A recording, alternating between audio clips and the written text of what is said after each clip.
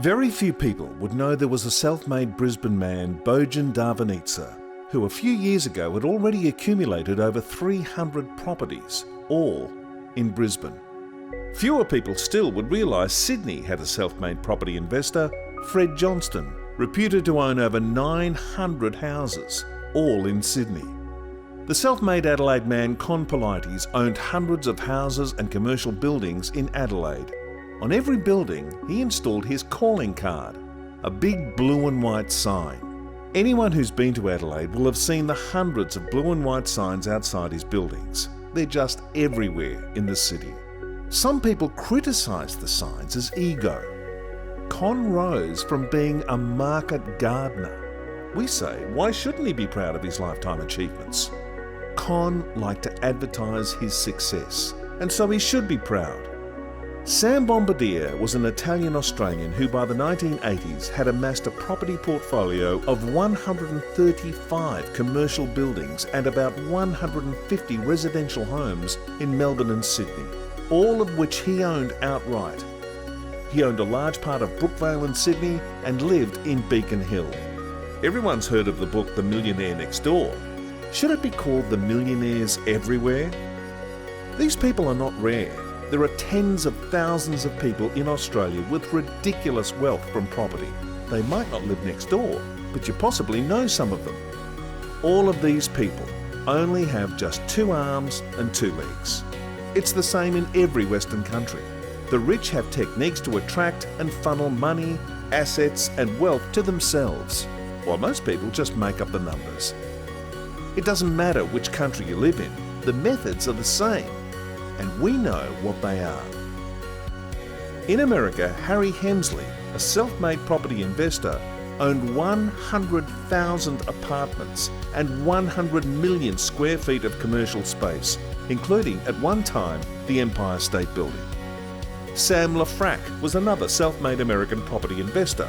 He owned 94,000 apartments. These are not misprints.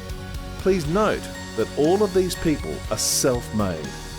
The self-made Californian Donald Bren has a net worth of $17 billion, comprising 46.5 million square feet of office properties, 160 whole apartment buildings, more than 40 retail centres, 5 marinas, 3 golf courses and 3 hotel resorts. He also owns a 97.3% stake in New York City's 58-storey MetLife building, worth nearly $3 billion. In 2014, he purchased a 60-storey skyscraper in Chicago for $850 million. Remember, this is an individual, not a multinational corporation. He puts it all down to a lesson he learned from his father. When you hold property over the long term, you're able to create better values and you have something tangible to show for it. The same techniques used by these people work the world over. The proven strategies, plans and rules, the right property selections, maths, and the effect of compounding work equally well in every location. Robert Rydell's mother lived in Europe for around 10 years. She used to own a restaurant.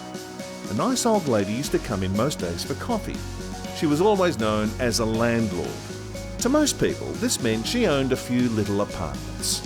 After being friends for years, Robert's mother eventually asked her, "How many apartments do you have?" She answered, "Well, just over 2,000. The average net worth in Australia is $760,000. If that's what people can do with their eyes closed, imagine what can happen with their eyes opened and the right knowledge and plan. Australian company Canterbury have the hot phone to the horse's mouth on all of this. That's what we do for a living, and have done so for 36 years. How do we do it? We can tell you. Here's a hint. Eliminate, then avoid non-tax deductible debt. That's the first step. That's what we quickly will do for you when you meet us, and it's all clear sailing from then on. We can put you on that path. It's not always someone else who has all the fun and owns a lot of wealth.